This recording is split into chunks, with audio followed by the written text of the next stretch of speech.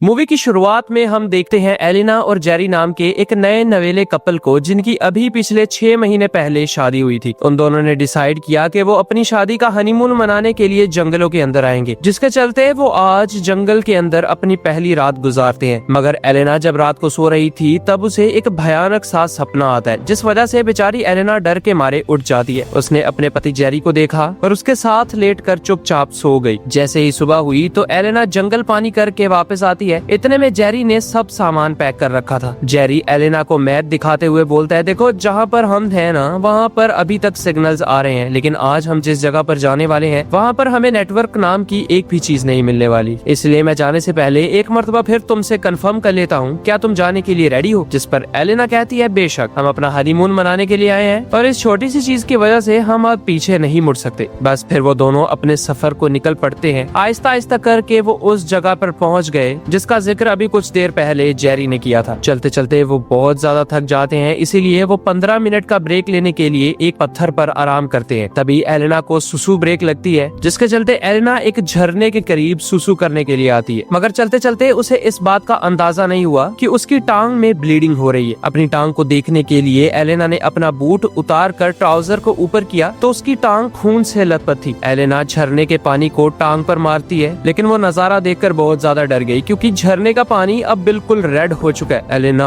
बहुत ज्यादा दहशत में आ गई, लेकिन तभी एलिना की नजर पास ही में एक मरे हुए जानवर पर पड़ती है, जिसका खून झरने में से होता हुआ एलिना के पास आ रहा था। तुरंत ही एलिना ने जेरी को भी वहाँ पर बुला लिया, जिसने एलिना को कहा, ये भेड़िए की लाश है। मजे की बात है कि भेड़िए तो इस जंगल के अंदर बिल्कुल भी नहीं है, और अगर किसी तरह भेड़िए यहाँ पर है भी तो भेड़िए तो अपने शिकार को जिंदा नहीं छोड़ते। तो इतना बुरा किसी भेड़िए के साथ आखिर किसने किया होगा? इतना ही नहीं, बल्कि उस भेड़िए की लाश में तरह तरह के कीड़े पड़े हुए थे। मगर तभी जेरी एलिना को बोलता है, तुम प्लीज मेरे साथ ही रहो और जंगल में ज्यादा दूर न जाना, और हमें इन चीजों पर ज्यादा ध्यान न देते हुए अपने सफर और हनीमून को कंटिन्यू करना है। तभी चलते चलते उन्हें रात हो गई, इसीलिए वो एक जगह पर कैंप लगाकर आग के करीब बैठे गपशप लगा रहे होते हैं। दोनों अपने प्यार से भरी हुई बातें कर रहे थे, लेकिन हमने देखा कि एलिना अब अजीब तरह से रोने लगती है, मानो जैसे एलिना को कुछ ऐसा पता हो जो वो जेरी को बिल्कुल भी नहीं बताना चाहती। जैसे ही रात हुई तो एलिना और जेरी दोनों अपने टेंट में सो रहे थे, मगर एलिना को फिर से एक भयानक सपना आता है, जिस वजह से एलिना की आंख खुल गई। एलिना उस सपने की वजह से सो नहीं पा रही थी, इसीलिए उसने सोचा कि जंगल में जरा सी वॉक कर ले, क्योंकि जंगल रात को खतरनाक तो होता नहीं, इसलिए एलिना को जंगल में किसी चीज से खतरा नहीं होगा। वो जैसे ही अपनी टॉर्च लेकर यहाँ वहाँ घूम रही थी कि अगले ही पल उसे अपने पीछे से आवाज आती है, जिसे सुनकर एलिना बहुत ज्यादा डर गई और डर के मारे वो नीचे गिर जाती है। इतना नहीं, बल्कि उसकी टॉर्च भी नीचे एक अजीब तरह से चिपचिपे लिक्विड के अंदर गिर गई थी। एलिना ने तुरंत ही अपनी टॉर्च को उठाया और देखा कि ये अजीब तरह का चिपचिपा व्हाइट लिक्विड जंगल के गहरे हिस्से में से आ रहा है। एलिना ने तुरंत ही वहाँ पर टॉर्च मारी, जहाँ पर एक व्हाइट कलर की रोशनी यहाँ वहाँ घूमती हुई नजर आई। एलिना ये देख बहुत ही ज्यादा चौंक जाती है कि अगले ही पल पीछे से जेरी ने एलिना को आकर डरा दिया। जेरी ने कहा, तुम्हारा दिमाग तो ठिकाने पर है ना एलिना? मुझे पता है कि जंगल ज्यादा खतरनाक नहीं है, लेकिन तुम्हें क्या पता कब यहाँ पर क्या चीज हो जाए, इसलिए तुरंत ही मेरे साथ वापस कैंप में चलो। जिस पर एलिना जेरी के साथ चलने को मान गई, लेकिन वो दोनों जब अपने कैंप के पास आए तो ये देख बहुत ज्यादा दहशत में आ जाते हैं, क्योंकि उनके कैंप को चारों तरफ से किसी ने तहस नहस कर दिया था। और तो और वही व्हाइट कलर का लिक्विड, जिस व्हाइट कलर के लिक्विड में एलिना की टॉर्च गिरी थी, वही लिक्विड कैंप के चारों तरफ और उनके कैंप के ऊपर भी गिर रखा था। वो दोनों ये नजारा देख बहुत ज्यादा हैरान हो जाते हैं, क्योंकि अभी अभी तो जेरी एलिना का पीछा करते हुए उसके पास जंगल में गया था, और अभी अभी ही पीछे से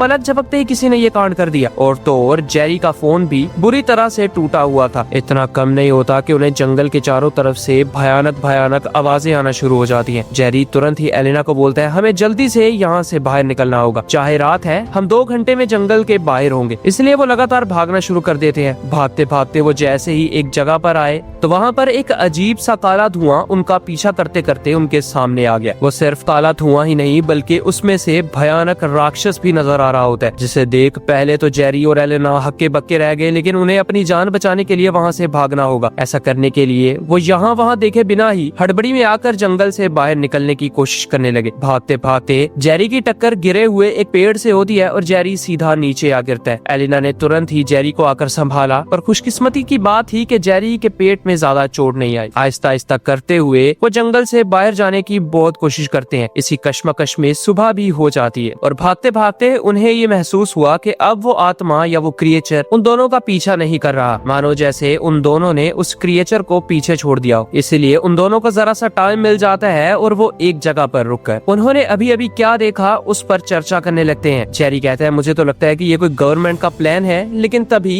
एलिना ने बोला गवर्नमेंट इतनी एडवांस्ड और इतनी भयानक चीज नहीं बना सकती, मुझे तो ये कोई भूत प्रेत लगता है। मगर जेरी ने कहा ये भूत प्रेत होता तो ये सिर्फ और सिर्फ एक आत्मा होती, लेकिन हमने देखा कि उसके अंदर बड़े बड़े नुकीले हाथों वाला क्रिएचर है जो हमारे खून का प्यास है। उन दोनों की बातचीत चल ही रही थी कि इतने में ही जेरी का पाँव एक बहुत बड़े नुकीले ट्रैप पर आ गया, जिसने पलक झपकते ही जेरी के पाँव को पकड़ लिया और बेचारा जेरी दर्द से चिल्लाने लगा। एलिना तुरंत ही भागकर जेरी के पास आई, लेकिन बड़ी मुश्किल से उसने ट्रैप को जेरी के पाँव से अलग किया। एलिना ये देख बहुत हैरान हो जाती है क्योंकि अब उनका बचना इम्पॉसिबल है, क्योंकि जेरी के पाँव की हड्डी तक बाहर आ चुकी थी। लेकिन फिलहाल उन्हें अकल से काम लेना होगा, इसलिए एलिना ने जेरी के मुंह पर हाथ रखा और उस बेचारे को शांत करवाया। तभी वो क्रिएचर या वो आत्मा दोबारा से उनका पीछा करने लगती है, इसलिए एलिना ने जेरी को कंधा दिया और उसे उठाकर एक सेफ जगह पर ले आई। जेरी को बहुत ज्यादा दर्द हो रहा था, इसीलिए वो लगातार अपनी आंखें बंद कर रहा होता है। एलिना ने कहा प्लीज बेहोश मत होना, तब तक तो बिल्कुल नहीं जब तक मैं जंगल के अंदर जाकर तुम्हारे लिए कुछ मदद का सामान नहीं ले आती। जेरी के लाख मना करने के बावजूद भी एलिना जेरी को अकेला छोड़कर जंगल में निकल जाती है। यहाँ वहाँ भटकने के बाद एक मर्तबा फिर से एलिना के सामने वो क्रिएचर आ गया, जिसे देखकर एलिना डर के मारे पूरी तेजी से एक दिशा की ओर भागने लगती है। भागते भागते वो खंडरों में आ गई, जहाँ पर यहाँ वहाँ चेक करने के बाद एलिना को पता चला कि ये पहले किसी का घर हुआ करता था। इतना ही नहीं बल्कि कुछ ही देर यहाँ वहाँ ढूंढा ढांडी करने के बाद उसे ये पता चला कि दीवारों पर इंसानों का मांस लटक रखा है, मानो जैसे किसी ने इंसानों के गोश्त पर से मांस को अलग किया और उसको दीवार पर सजा कर लगा दिया। एलिना ये देखकर तो मानो अपने होशो हवास में ही नहीं रही और एक मर्तबा फिर से बिना कुछ सोचे समझे ही उन खंडरात से बाहर भागने लगती है। भागते भागते उसे अपने पीछे से परछाई के आने का अंदाजा हुआ, इसीलिए वो एक पेड़ के नीचे छुप गई। लेकिन तभी पीछे से पेड़ की जड़ों में छुपा हुआ एक आदमी एलिना के मुंह पर हाथ रखता है और उसे चुप रहने का बोलता है। उस आदमी का नाम है शेन, और देखा जाए तो शेन ने एलिना की जान बचाई थी, क्योंकि वो मॉन्स्टर या क्रिएचर अब ठीक उन्हीं के ऊपर था। अगर एलिना जरा सी भी आवाज करती तो वो क्रिएचर उन्हें अपना चारा बना लेता। इसी के साथ सीन कट हुआ और हम देख पाते हैं एलिना, जेरी और शेन को, जो तीनों शेन के बंकर में आए थे। उस बंकर में सारा जरूरत का सामान था और तो और वो तुरंत ही शेन की मरहम पट्टी करता है। लेकिन शेन को अपनी मरहम पट्टी करवाते हुए बहुत ज्यादा दर्द हुआ, जिससे बेचारा शेन बेहोश हो जाता है। फिर एलिना ने शेन को कहा आपका बहुत बहुत शुक्रिया, मगर शेन ने कहा मुझे शुक्रिया कहने का कोई फायदा नहीं, क्योंकि बहुत जल्द तुम दोनों उस क्रिएचर का शिकार बनने वाले हो। शेन की ये बात सुनकर एलिना को जरा सा अजीब लगा, मगर शेन ने कहा मैं ऐसा इसीलिए बोल रहा हूँ क्योंकि तुम लोग अपनी सारी जिंदगी तो इस बंकर में गुजारोगे नहीं, और यहाँ से बाहर निकलने के लिए तुम बेताब हो जाओगे। जैसे तुम बाहर जाओगे तो क्रिएचर का खाना बन जाओगे। सिंपल सी बात है, अगर तुम यहाँ मेरे साथ रहोगे तो सारी उम्र सेफ रहोगे। इसी के साथ सीन कट हो जाता है और हम देखते हैं अगली सुबह का सीन, जहाँ पर शेन हर रोज की तरह उस क्रिएचर को मारने के लिए अपनी बहुत बड़ी राइफल लेके निकलता है। आज उसके साथ एलिना भी है, जहाँ पर एलिना ने पूछा तुम्हें इस क्रिएचर के बारे में इतना कुछ कैसे पता है? शेन कहता है मैं तुम दोनों की तरह अपनी बीवी को जंगल के अंदर कैंपिंग करने के लिए लेके आया था। इस हरामी ने मेरी बीवी को जान से मार डाला और तब से ही मैं इसकी जान के पीछे पड़ा। दोस्तों एलिना भी शेन का साथ दे रही थी तब तक के लिए जब तक उसके पति का घाव ठीक नहीं हो जाता। जैसे ही जेरी ठीक होगा वैसे ही वो अपनी पति के साथ यहाँ से निकल जाएगी। लेकिन शेन का इरादा बिल्कुल भी नेक नहीं था और हर रोज की तरह आज भी शेन के हाथ कुछ नहीं आता। इसी तरह शाम हो गई और शेन एलिना को लेकर बंकर में वापस आ गया। बातों ही बातों में रात हो जाती है, लेकिन आज एलिना शेन के सोने के बाद तक जाग रही थी। जैसे ही शेन घोड़े बेचकर सोने लगा तभी एलिना नीचे का कारपेट उठाती है, क्योंकि एलिना को पहले ही पता चल चुका था कि नीचे एक छोटी सी बेसमेंट है। एलिना ने बेसमेंट का कवर ओपन किया और खुद अंदर जाकर सब कुछ एक्सप्लोर करने का फैसला किया। बेसमेंट की टनल बहुत पतली थी, लेकिन एलिना आहिस्ता आहिस्ता करके उस टनल में से होती हुई एक बड़े कमरे तक पहुंच जाती है, जहां आते ही उसके होश उड़ गए, क्योंकि वहां पर सभी इंसानों के कंकाल, जानवरों के कंकाल और तो और सबकी खाले पड़ी थी, मानो जैसे वो क्रिएचर शेन ही हो। ये देखकर एलिना बहुत ज्यादा दहशत में आ गई और बिना वक्त जाया करते हुए वो दोबारा बंकर में आ जाती है। लेकिन तब वहाँ पर शेन को सारी सच्चाई पता चल चुकी थी, इसीलिए उसने एलिना को पकड़ा और सुबह होते ही उसे अपने साथ ले गया। शेन के इरादे बिल्कुल भी नेक नहीं लग रहे होते। तभी शेन ने एलिना को कहा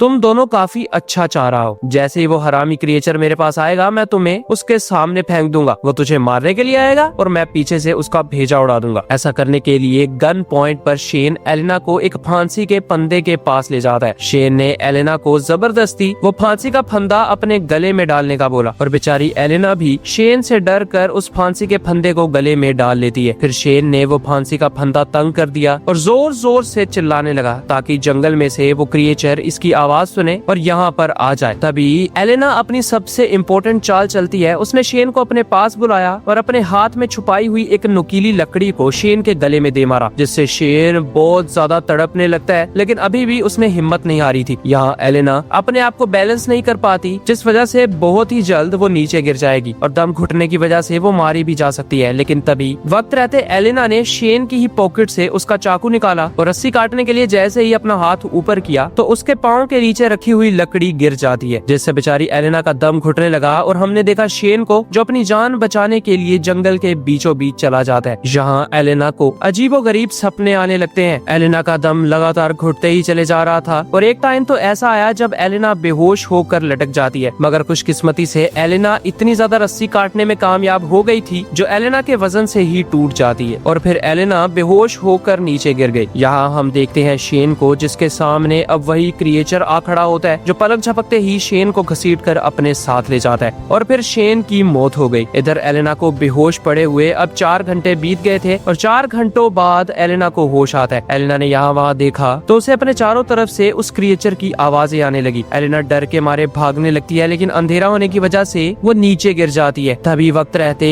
क्रिएचर ने एलिना के पाँव को पकड़कर उसे घसीटना शुरू कर दिया और अगले ही पल एलिना को फिर से खंडरों में ले आता है, जहाँ पर एलिना ये नजारा देखकर एक मर्तबा फिर से चौंक गई, क्योंकि शेन की खाल को अब एक दरख्त के साथ लटका रखा था। ये काम उस क्रिएचर का होता है, जिसे देखकर एलिना बहुत ज्यादा रोने लगती है। तभी वहाँ पर क्रिएचर आ गया और एलिना पर वार करके एलिना को बेहोश कर देता है। जब एलिना की आंख खुली तो एलिना ने अपने आप को एक पत्थर के टेबल पर पाया। एलिना को कुछ समझ नहीं आ रही थी आखिर वो किस जगह पर है और वो इस जगह से किस तरह बाहर निकले, लेकिन तभी वहाँ पर पहली मर्तबा हम क्रिएचर को देख पाते हैं जो बहुत ही ज्यादा भयंकर था। उसने एलिना के पेट पर वार करके एलिना को तकरीबन अधमरा कर दिया होता है। वो एलिना के पास आया और उसके लंबे नोकीले नाखून वाले हाथ एलिना को मारने ही वाले थे कि तभी एलिना ने एक चाकू की मदद से उस क्रिएचर के पेट पर अटैक कर दिया, जिससे वो क्रिएचर बहुत ज्यादा गुस्से में आ जाता है और उसने एलिना की गर्दन को पकड़ा और एलिना को दीवार के अंदर दे मारा। एलिना बहुत ज्यादा कमजोर हो चुकी थी, लेकिन फिलहाल वो अपनी सारी हिम्मत को एकजुट करती है और उस मॉन्स्टर से लड़ने के लिए अपने हाथों को आगे करने लगी। मगर वो मॉन्स्टर बहुत ही ज्यादा ताकतवर था जो एलिना पर बहुत भारी पड़ रहा होता है। लेकिन तभी लड़ते लड़ते एलिना की नजर मॉन्स्टर की ही छाती पर लगे हुए चाकू पर पड़ी जो अभी एलिना ने ही मारा था। एलिना ने एक मर्तबा फिर से मॉन्स्टर की छाती में से चाकू को बाहर निकाला और इस बार उसके मुंह में ही दे दिया, जिस वजह से मॉन्स्टर तड़पने लगता है और एलिना ने वक्त रहते मॉन्स्टर की गर्दन को काट कर मॉन्स्टर को जान से मार डाला। लेकिन मरने के बाद भी मॉन्स्टर का दिल जो किसी सांप की तरह का लग रहा था वो एलिना की ओर बढ़ता है। एलिना की नजर भी उस पर पड़ जाती है, लेकिन एलिना ने अब काफी गुस्से में आकर उस पर 2 टांगे मारी, जिसके चलते मॉन्स्टर का दिल तहस नहस हो गया और फिर एलिना उस गुफा से बाहर आ जाती है। बाहर आते ही वो तुरंत ही शेन के बंकर में गई और अपने पति को सहारा देकर जंगल से बाहर निकलने लगती है। कुछ ही दूर चलने के बाद उन्हें बाहर जाने का रास्ता भी मिल गया। इसी के साथ ये शानदार मूवी यही खत्म हो जाती है। थैंक्स फॉर योर टाइम दोस्तों।